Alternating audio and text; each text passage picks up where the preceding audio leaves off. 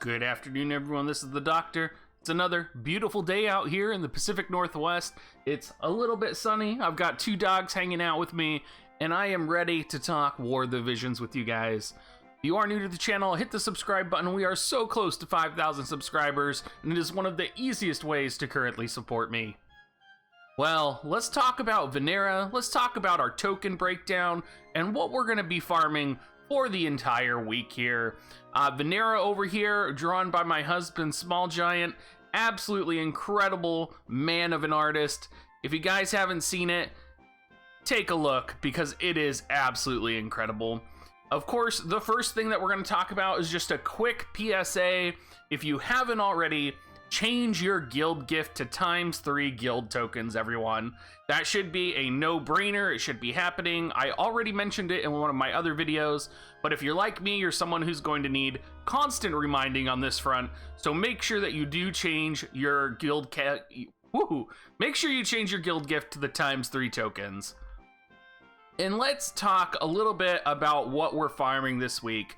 And specifically, we're going to be talking about To Burn with Life EX and the multiplayer To Burn with Life EX. And there's a couple things that are going to be really important that you gather from this event. And let's go ahead and go over what they are right now.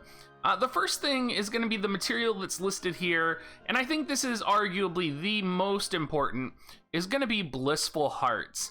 Now, you'll notice the drop rate isn't as good as the Sleep Blade quest, and if you guys remember, I did encourage you all to farm this incredibly a lot when it actually came out. We actually made a whole video about how important Blissful Hearts were. This is going to be another opportunity to farm Blissful Hearts, and it's definitely going to be something you'll need in the future. You need Blissful Hearts for so many different pieces of equipment. You need them for your golden armor, for a future Sleep Blade, for platinum armor, for Alexandrite ring, for jeweled rings. There's so many pieces of equipment that you need it for that you're not going to regret farming it, and you are, of course, going to need it for the Mage Masher if you did pull Vinera. So it's going to be something you're going to need, and it's definitely something you should be planning to farm as much of as possible.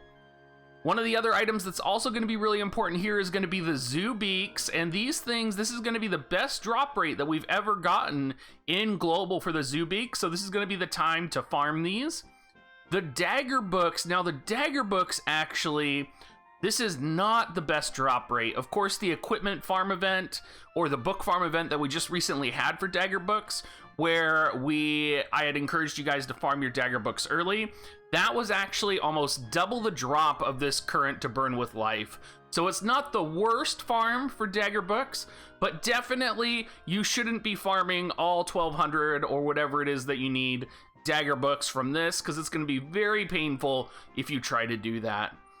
In terms of recipe drops, the recipe drops are actually really generous as well this round. Mage Masher and Multi is going to be ×2 at a 9.6% drop rate, and ×1 in the EX for another 9.6 there as well. If you guys want any more further information on drop rates and all of the specifics, make sure you check out warofthevisionsfarmcalculator.com or .github.io, sorry. It's one of the best resources I've ever used, and I always want to highlight it whenever I use it on the YouTube. I almost said on the stream. Let's talk about your tokens and the quantity needed right now. So the base amount of tokens you get for running the EX stage is 150 for 12 NRG. That is the lowest amount possible that you can get. It's likely you will probably get more, but I wanted to base all of this off the lowest possible amount that you could possibly get. You can get 124 tokens per 12 NRG for the stage 10, which is going to be farming Tyrell shards. So make sure you do not purchase the Tyrell shards, because you can just farm them from running stage 10, and it is going to be significantly more worth it just to farm stage 10 until you get all of the Tyrell shards. As an important note here, the Tyrell shards do not drop from the EX. You do have to farm stage 10 for them.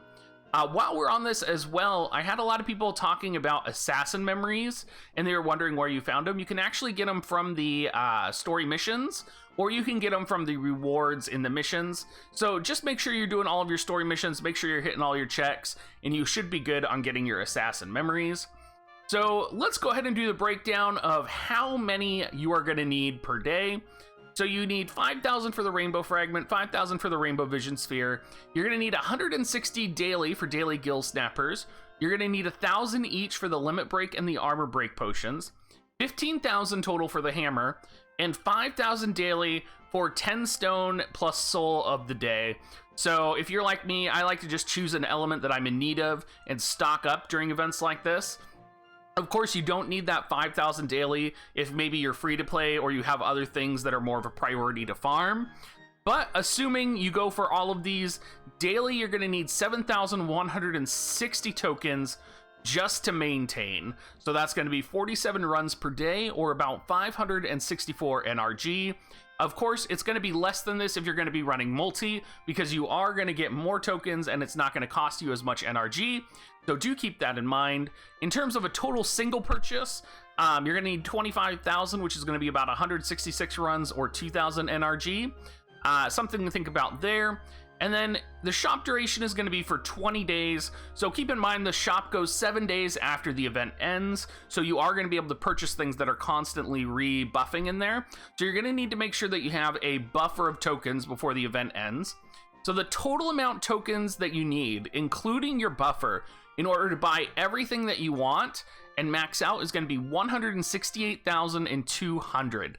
Breaking that down, that's going to be 1,121 runs of EX for those of you that can only farm EX, or about a total of 13,456 NRG, with the total rewards being 30 million gil, 200 burst pots, 200 armor pots, 200 soul and stone of your choice, a rainbow vision sphere fragment, and 3 hammers. So overall, I would say pretty worth it, and definitely something you should be doing on the daily.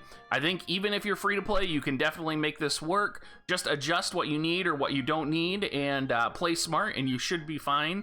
This guide is mostly for people who want to try and maximize what they're getting out of the shop every day. Let's talk about Mage Masher, and let's talk a little bit about Vinera equipment as well. The Mage Masher, I've been hearing a lot of people say go for critical, and I'm not sure that's going to be the best build for you right now. I think you're most likely going to be wanting to go for a Mage Masher 5 with Assault, and then I've also heard people say that you want to hang out and wait for the main gouge. And so you can buy the main gouge currently in the shop. I don't think it's better unless you're going for some type of weird evasion defense Vinera, where maybe you're using like maybe you're using main gouge on the evasion set here, and then you're using platinum armor. I don't know. It would be really weird, but I think that's the only way that it would really be worth it to use the dodge main gouge. I think the Mage Masher is going to be the best way to go. The reason I think that Assault is going to be the best one is because you're increasing your attack, and with Vinera's modifications on her attacks and with her defense piercing, any plus attack is going to be more valuable than anything else you could really add. Not to mention, if you look, the critical and the aim is only 19 accuracy, the critical is only 17 critical hit. Vinera is not a critical hit build machine. She's not someone who's going to be going in and scoring hella critical hits. You don't want to be relying on critical hits. I would take the reliable damage from the Assault rather than the critical hit. And I think most of the time you're going to be running some type of a TMR with accuracy on her, which we'll go ahead and look at on the next page. And I don't think you're going to need that accuracy plus 19, because the next thing you know, you're going to be using a Mage Masher with aim. That's going to be attack 130, accuracy 19. And then you're going to get some new TMR. Maybe you're going to get Tyrell's TMR, because he's new right now, that has 15 accuracy on it. And then the next thing you know, you're only netting plus 4 accuracy at the cost of 56 attack, which does not seem like a good idea at all. So in my mind, I do think the Mage Masher plus 5 Assault is going to be the best, and that is what I'm going to be doing for my Vinera as well. Taking a look at some of these things and talking about some of the basic gear for Vinera, since we're talking about the Mage Masher and talking about the different pieces of knives or the different equipment to farm. You have Sage's Hat plus 5, Smart Coat plus 5. This would be the standard. I think Sage's Hat plus 5 is going to be the standard. You have Smart Coat plus 5, you have Alexandrite Ring, which is of course, or aim or critical is both going to add almost an equivalent amount of accuracy or critical hit, the same as if you had gotten an aim Mage's Masher. Bewitching Boots, of course, her TMR is going to add 10 evasion, 7 agility, 5 defense. Bewitching Heels, sorry, I mixed that up. Bewitching Boots is Lucia. Bewitching Heels is Vinera. With agility 5, accuracy 12. So even her TMR has accuracy 12 on it. So it's kind of begging that question, why do you want to get an aim mage masher at all? Hermes Sandals would be really good for her. Serpent Soldier's Crown, that's Tyrell's new TMR, 12 accuracy, 15 critical hit. Sid's Thunder God's Cape, so that's going to be 8 defense, 5 agility. All of these are kind of gear that I'm thinking for Vinera. Victory Ribbon for accuracy 12, crit 12. So you can see that a lot of these are going to be adding accuracy and crit that you could be putting on her. And you're probably not going to be building her in terms of needing an aim or a critical hit mage masher. One important thing to note here is because of Vinera's low AP generation, you really need to keep in mind 2 things as well. It's really important that you have an ability that Vinera is going to use on her TMR, because she's going to need to be able to generate AP because she has such a lack of AP generation. And of course, Ziza's TMR is so important if you have it. I actually would think if you have Ziza's TMR, there's nothing better to put on Vinera, and I think Vinera would actually exceptionally perform well with it, since she has such a lack of AP generating techniques and abilities that she's going to be relying on dodging and physically hitting a lot. And I think it would really help her out. Thank you so much for watching, everyone. I hope you guys found this video at least somewhat useful. I know it's kind of a smorgasbord of what's come this week, and it's a little bit messy, but I hope you guys did actually enjoy it. If you are new to the channel, make sure you hit that subscribe button, drop a comment down in the YouTube section. I do try to reply to them quite often. If you are new to Digs or War of the Visions in general, come check out our Discord, dig.gs/discord. We are not a quiet, cold, you'll be like all alone at a giant Discord type of community. We are a very warm, welcoming community. You can ask tons of questions and we will answer them. So all of you newbies out there, make sure you feel comfortable coming and joining us.